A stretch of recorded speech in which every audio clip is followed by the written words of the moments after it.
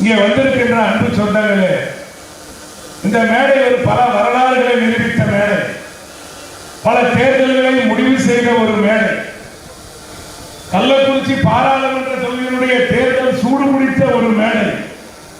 அப்படி வரலாற்று சிறப்பு வாய்ந்த இந்த மேடையில் இருக்கிறான் என்று சொல்கின்றேன். வருகின்ற தேர்தலிலே கள்ளக்குறிச்சி தொகுதி நிச்சயம் கள்ளக்குறிச்சி மாவட்டத்தில் 4 தொகுதிகள் இருக்கின்றது.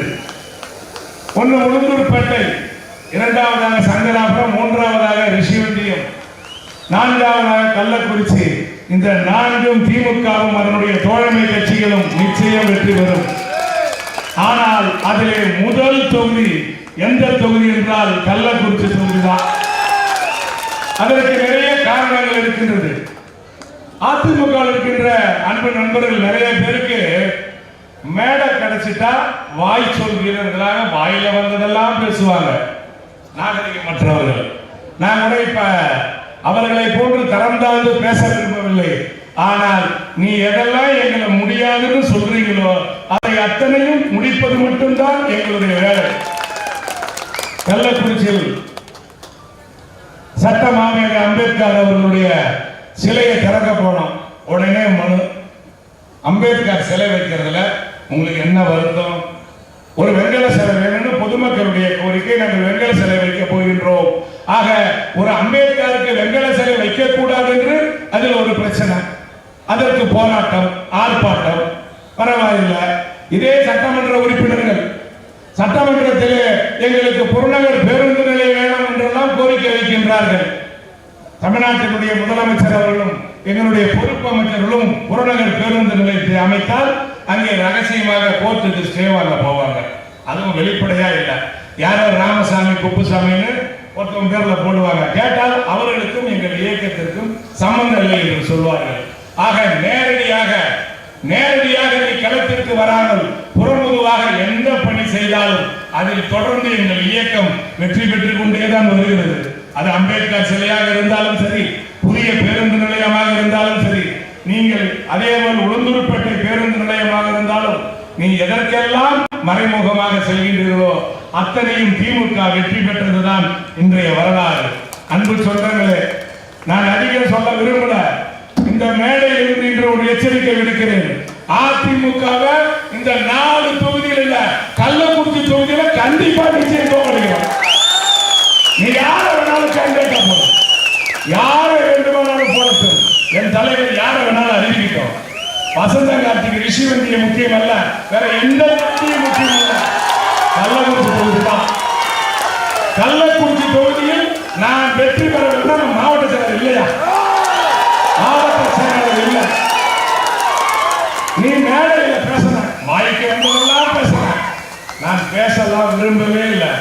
உன்னோடு பேசினா நீயும் நானும் சமமாகி விடுவோம். வாய்க்கு வந்ததெல்லாம் யார் யாரோ பேசுறாங்க, பேர் கூட எனக்கு தெரியல. வாயில வந்ததெல்லாம் பாதி பேர் குடிபோதையில பேசுறான். நீ என்ன வேணாலும் பேசு. உனக்கு நாங்கள் கொடுக்கின்ற ஒரே ஒரு பாடம், நடைபெறுகின்ற தேர்தலில் திமுக வெற்றி பெற்றது என்கின்ற அந்த செய்தி தான் உனக்கு நான் கொடுக்கிற பதிலடி. ஏன்னா நீ நான் பேசினா சமமாயிடும்.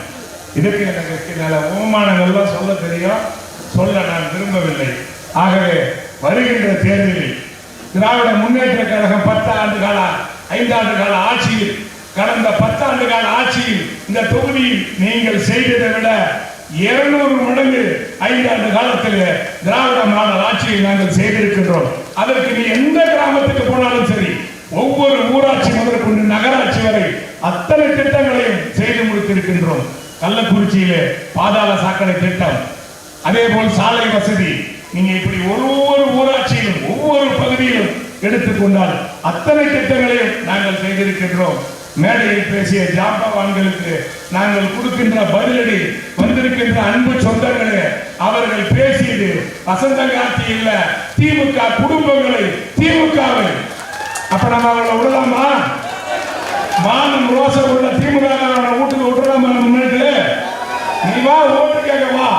அம்பேத்கர் சிலையை மறுத்து நீ எத்தனை ஊர்ல உள்ள விடுறாங்கிறத நாங்கள் பார்க்கத்தான் போகிறோம். ஆகவே வருகின்ற தேர்தலில் வருகின்ற தேர்தலில் 234 தொகுதி 200 தொகுதியில் வெற்றி பெறுவோம் என்று தலைவர் சொல்கின்றார். அதிலே ஒரு புடி நான் அதிகமாக சொல்கின்றேன். முதலமைச்சர் தொகுதியை விட தாண்டி கள்ளக்குடி தொகுதி வெற்றி பெற வேண்டும் என்கின்ற அளவிற்கு நாம் வெறித்தனமாக உழைக்க வேண்டும். ஏனென்றால் இயக்கத்திற்கும் தலைவருக்கும் நாம் செய்கின்ற நன்றி கடனும் அதனால்தான் இருக்கும். அன்பு சொந்தங்களே, அவர்களுக்கு பாடம் புகட்டுவதற்கு சரியான நேரம் கிடைத்திருக்கிறது. ஆகவே இன்றிலிருந்து இருக்கின்ற 50 நாட்கள் நாம் வேற எந்த சிந்தனையும் கிடையாது, எந்த சிந்தனையும் கிடையாது. யாரை தலைமை அறிவித்தாலும் உதயசூரியன் சின்னம் வெற்றி பெற்றது என்கின்ற அந்த ஒரு செய்தியை தவிர வேற எந்த சிந்தனையும் நம்ம கவலைப்படக்கூடாது. வேற எதை பற்றியும் பேசக்கூடாது.